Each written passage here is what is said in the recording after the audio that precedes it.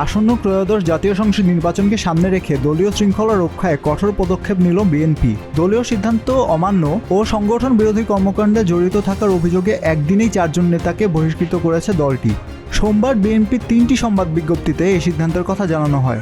বহিষ্কৃত নেতাদের মধ্যে রয়েছেন বিএনপি জাতীয় নির্বাহী কমিটির প্রভাবশালী সদস্য আনোয়ার হোসেন বুলু, টাঙ্গাইলের কালিহাতী উপজেলা বিএনপির উপদেষ্টা ইঞ্জিনিয়ার আব্দুল হালিম, মুন্সিগঞ্জ জেলার বিএনপি সদস্য মুজিবুর রহমান এবং একই জেলার সদস্য সদর থানা বিএনপি সাধারণ সম্পাদক মোহাম্মদ সাইদুর রহমান ফকির।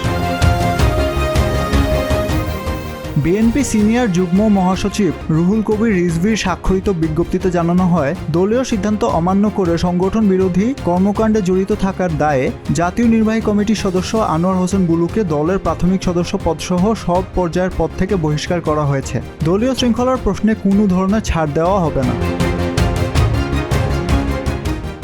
বিজ্ঞপ্তিতে উল্লেখ করা হয়, দলীয় সিদ্ধান্ত উপেক্ষা করে আসন্ন ত্রয়োদশ জাতীয় সংসদ নির্বাচনে স্বতন্ত্র প্রার্থী হিসেবে প্রতিদ্বন্দ্বিতা করার কারণে টাঙ্গাইল জেলার কালিহাতী উপজেলা বিএনপির উপদেষ্টা ইঞ্জিনিয়ার আব্দুল হালিমকে বিএনপির প্রাথমিক সদস্য পদসহ সব পর্যায়ের পদ থেকে বহিষ্কার করা হয়েছে। পাশাপাশি তাকে জাতীয়তাবাদী মুক্তিযোদ্ধা দল কেন্দ্রীয় কমিটির সভাপতির পদ থেকেও অব্যাহতি দেওয়া হয়। এতে স্পষ্ট করা হয়, দলীয় মনোনয়ন ও কেন্দ্রীয় সিদ্ধান্তের বাইরে গিয়ে নির্বাচনে অংশগ্রহণকে বিএনপি কোনোভাবে মেনে নেবে না।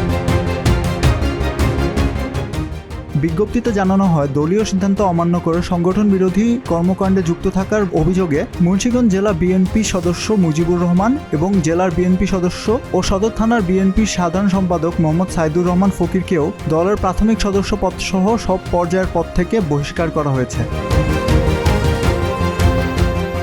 দলীয় সূত্রগুলো বলছে, নির্বাচনের সময় দলীয় ঐক্য ও শৃঙ্খলা বজায় রাখা বিএনপির জন্য এখন সবচেয়ে গুরুত্বপূর্ণ বিষয়। কেন্দ্রীয় নেতৃত্বের সিদ্ধান্ত বাস্তবায়নে কোনো ধরনের শিথিলতা যে দেখানো হবে না, এই বহিষ্কার তারই প্রতিফলন।